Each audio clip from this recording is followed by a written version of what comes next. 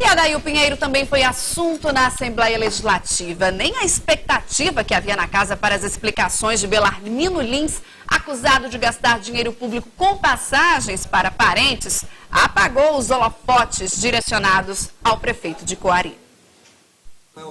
Um dos assuntos mais discutidos na sessão foi o pedido de representação no Ministério Público do Estado contra o prefeito de Coari, Adail Pinheiro, solicitado pelo deputado José Ricardo. De acordo com ele, em janeiro, Adail Pinheiro decretou situação de emergência no município e pediu autorização para contratar serviços emergenciais sem licitação. O problema é que, segundo o deputado, gastos que não são essenciais também foram feitos.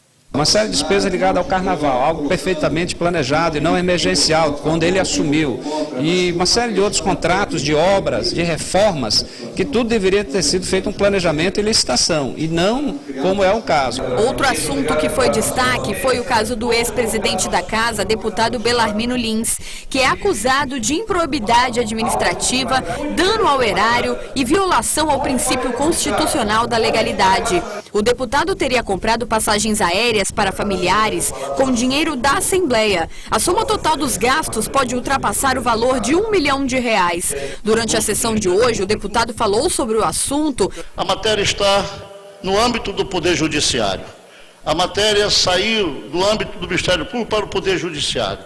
E é agora, deputado Fausto, onde eu tenho que voltar a prestar os esclarecimentos, as informações e comprovações necessárias para o bem, exatamente, da minha reputação pública ao longo da minha vida parlamentar, que já vai para 23 anos.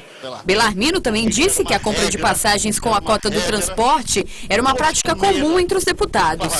Ora, se o que não é proibido a nível nacional, não poderia ser proibido ao deputado Belarmino Lins. Por exemplo, com prática de nepotismo. Por exemplo, com emissão de passagem para terceiros e membros da família. Aquele que não o fez, atire a primeira pedra em cima, à frente do deputado Belarmino, porque isto era uma regra costumeira nos parlamentos brasileiros, a utilização, porque não havia proibição. A partir do momento da proibição, todos nós, aqui do Amazonas e do Brasil, passamos a seguir os ditames da lei. Para a oposição, o caso deve ser investigado com rigor. Foi algo eticamente absolutamente questionável e reprovável.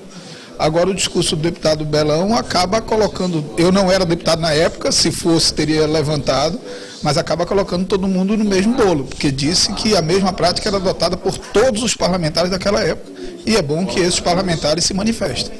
O Ministério Público já moveu uma ação contra o deputado Belarmino Lins, que pede o bloqueio dos bens do parlamentar, além da perda de função pública e a suspensão dos direitos políticos pelo prazo de 5 a 8 anos.